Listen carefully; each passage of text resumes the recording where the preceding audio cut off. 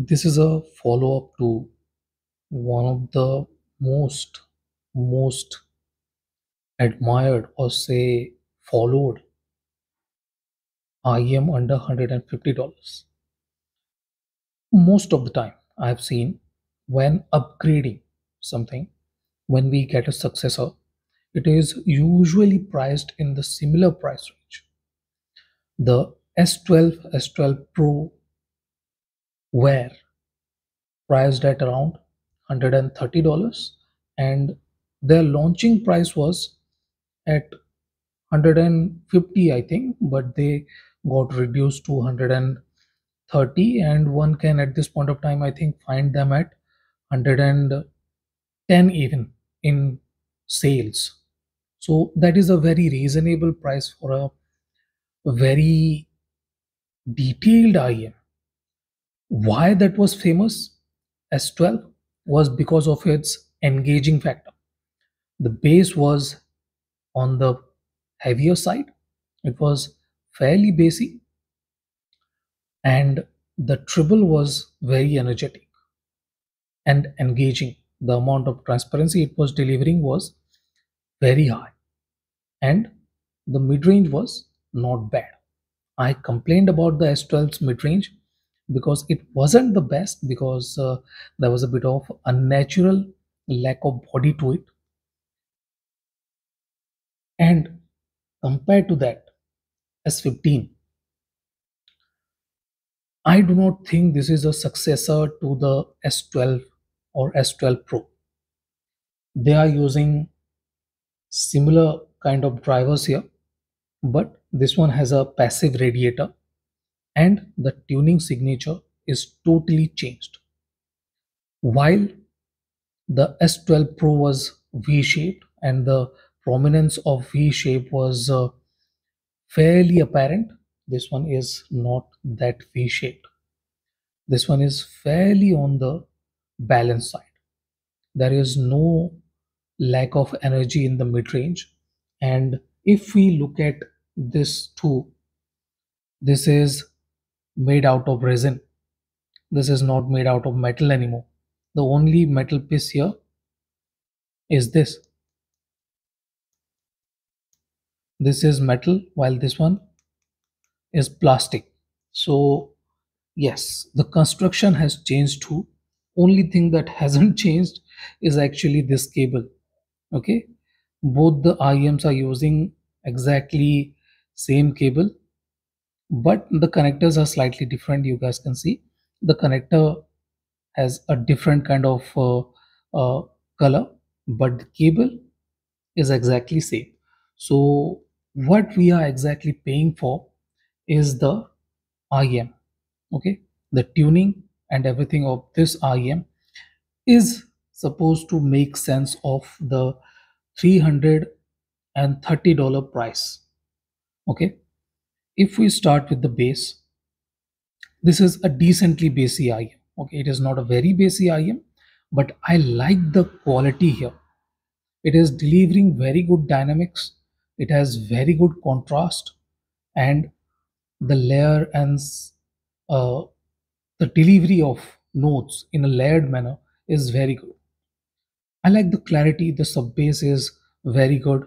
The rumble is there, and it is a marked improvement compared to the S12.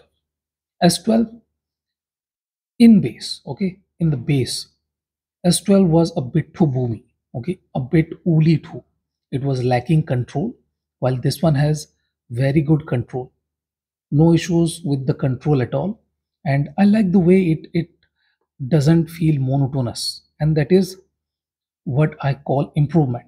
The area of impact is decent, even on the bigger side, and the notes are not on the heavier side, so they have very good decay speed. They are not very fast, but they are on uh, the more I'll say adjusting side. It manages to speed it up or slow it down decently. So the dynamic ability of this is better than the S12. If we go into the mid range, that is where I find this to be a very good improvement over the S12. It has slightly forward mid-range, slightly W-shaped, I might say, and the cohesion with the vocals are very good. The timbre and tonality are more natural now. They sound very pleasing, but the instruments have a bit of dryness to them. Okay, they are a bit more crispy, a bit agile, while the S12 was a bit more tighter, a bit more cleaner, taller. This one is not tall, but is slightly on the crispier side and can feel a bit less transparent. That is where this IM is totally different from the S12. While this one tries to be more pleasing, more comfortable, tries to deliver good details without being aggressive or forward or attacking. The operating word here is attack. This one has decent attack, while the S12 was very attacking. It was aggressive with its notes. Even with the treble, the S12 was fairly aggressive. Okay, and that is what making that IM stand out from the competition.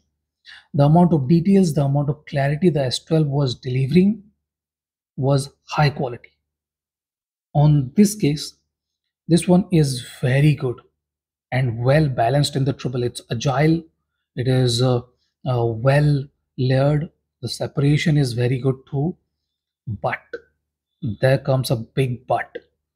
This is not as transparent or as clarity oriented as the S12. S12 was fairly aggressive with the height and stuff. It was being a bit too forward with it, while this one has dialed it back. And the lack of energy with the notes, the lack of energy kind of feels less transparent, less detailed. But if you are a seasoned listener, okay, if you are a seasoned audiophile, you will be able to say that this one is not lacking details. What it is lacking is the energy.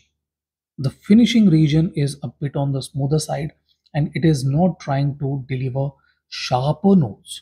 Not thin, not thin, not sharp. It is more pleasing, more, I mean, blunted notes. Okay, it is not very aggressive there. So that is what making the S15 different from S12. Is it an upgrade? I'll say no. This one is trying to be different than the S12 and S12 Pro. They were more clarity oriented with the instruments. They were not very accuracy oriented. This one is reasonably accurate and the clarity is decent.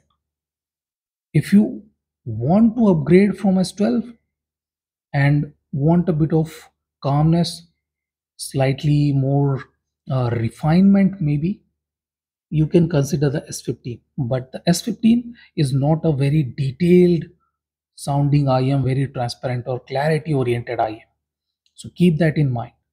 You get very good build quality, a good cable, and the sound is fairly pleasing with a very well expanded stage. S12 was not small with the stage, and this one is very good too. So the stage is not a big factor here, but the signature is. So this is my review of the LED Shore S50. So thank you for watching, guys. Have a nice day. Enjoy.